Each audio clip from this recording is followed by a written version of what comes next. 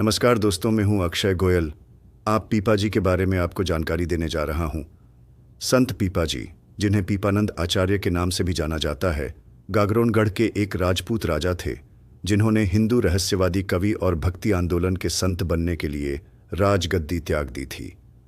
उनका जन्म 1425 ईस्वी में राजस्थान क्षेत्र में हुआ था।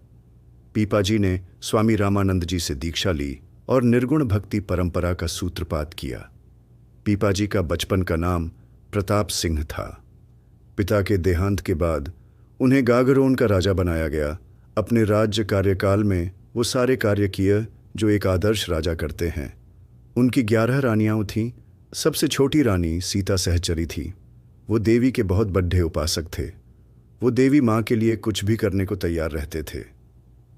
एक दिन माताजी उनके सपने में आए और कहा, जा राजपाट छोड़ दे, भक्ति और धर्म का प्रचार प्रसार कर।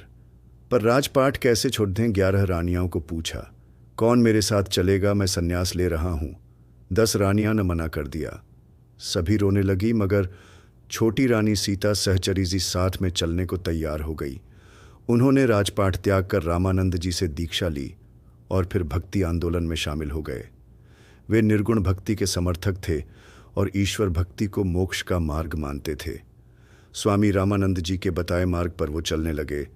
उन्होंने राजस्थान में भक्ति आंदोलन का प्रचार किया और निर्गुण भक्ति परंपरा का सूत्रपात किया। उन्होंने सिंह यानी शेर को उपदेश दिया कि वो उनका अनुयायी बन गया। अहिंसा और प्रेम को अपनाया। उन्हें उच्च राजसी शिक्षा प्राप्त थी, लेकिन वे अध्यात्म में भी रुचि रखते थे। उनके द्वारा रचित संत साहित्य में गुरु ग्रंथ साहिब के अलावा 27 पद, 154 साखियाँ, चितावनी व ककाहारा जोग ग्रंथ शामिल हैं।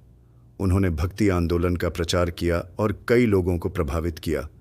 उन्होंने सीवन कार्य यानी सुई धागे से कार्य करने पर जोर दिया। यह कार्य जोड़ने का करती है, उससे जीव हत्या अहिंसा नहीं होती। उनके मार्ग पर कई आजाओं और क्षत्रियों ने अपनाया और उनके अनुयायी बन गए, जो आज भी पीपा क्षत्रिय लोग पीपाजी को अपना आराध्य देव व गुरु मानते हैं। शुद्ध पीपा क्षत्रिय समाज के नाम से जाने जाते हैं। एक पुजारी के कहने पर उन्होंने द्वारकाधीश से मिलने समुद्र में छलांग लगा दी और भगवान हरि से मिलना हुआ। द्वारकाधीश ने उन्होंने वापस समुद्र से बाहर कमल पुष्प पर बैठाकर धर्म का प्रचार हेतु वापस संसार में भेजा। उन्होंने अपने जीवन काल में बहुत पर्चे दिए और सनातन धर्म भगवान हरि का खूब प्रचार प्रसार किया। उनकी समाधि झालावाड़ में आज भी उपलब्ध है। गागरोन में उनका एक